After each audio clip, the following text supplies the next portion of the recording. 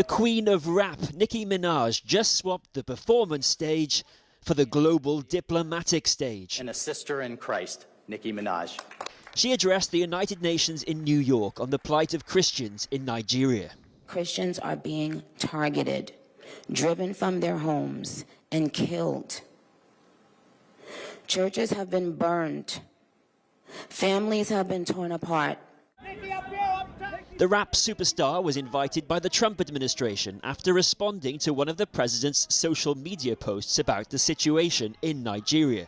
It's something Donald Trump has become increasingly vocal about. He even threatened military action. We're going to do things to Nigeria that Nigeria is not going to be happy about and may very well go into that now disgraced country, guns a-blazing, to completely wipe out the Islamic terrorists who are committing these horrible, horrible atrocities. It is claims of Christian persecution that have been amplified by President Trump. Although this week he hosted Saudi Crown Prince Mohammed bin Salman at the White House, a country where converting from Islam to Christianity is technically punishable by death. I must say, I am very nervous, so please, well, thank you, Ambassador Waltz, for this invitation. It is an honor to stand on this stage with you and the other distinguished speakers here today to shine a spotlight on the deadly threat faced by thousands of Christians in Nigeria. I would like to thank President Trump for prioritizing this issue and for his leadership on the global stage in calling for urgent action to defend Christians in Nigeria, to combat extremism, and to bring a stop to violence against those who simply want to exercise their natural right to freedom of religion or belief. I stand here as a proud New Yorker with a deep sense of gratitude that we live in a country where we can freely and safely worship God regardless of one's creed, background, or politics. No group should ever be persecuted for practicing their religion, like I recently stated on social media. And we don't have to share the same beliefs in order for us to respect each other.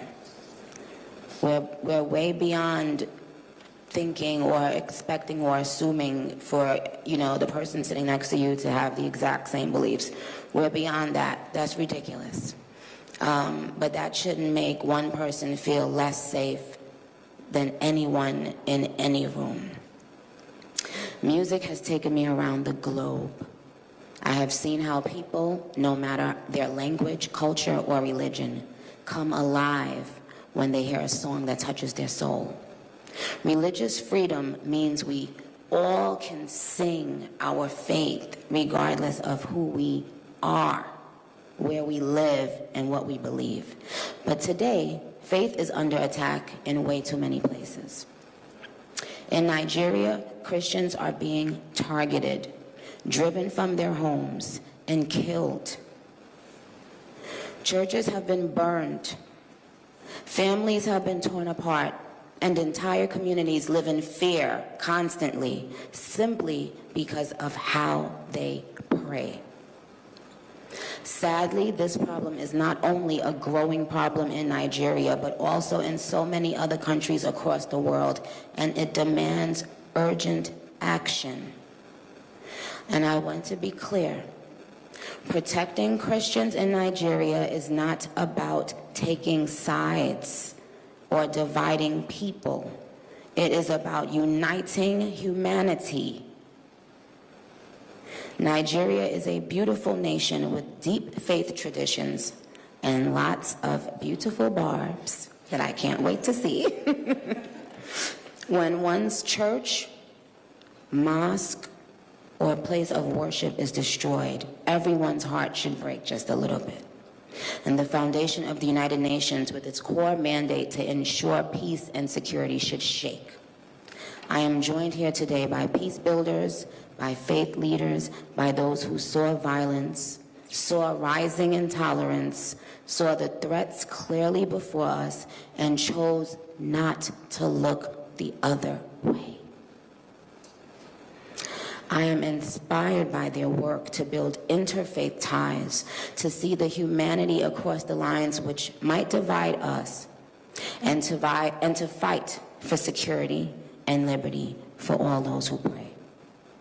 I look forward to our discussion today, and I hope it will encourage deepened solidarity for us to urgently work together to ensure every person can enjoy the right to believe, to worship, and to live in peace. Barbs, I know you're somewhere listening. I love you so very much. You have been the ultimate light in my life and career for so long. I appreciate you, and I want to make it very clear once again that this isn't about taking sides. This is about standing up in the face of injustice.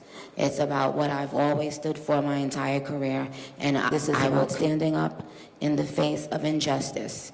It's about what I've always stood for my entire career, and I will continue to stand for that. For the rest of my life, I will care if anyone, anywhere, is being persecuted for their beliefs.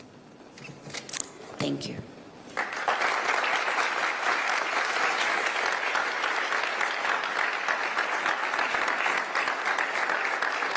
In southwestern Nigeria. The attackers are accused of being members of the Islamic terrorist group Al-Shabaab.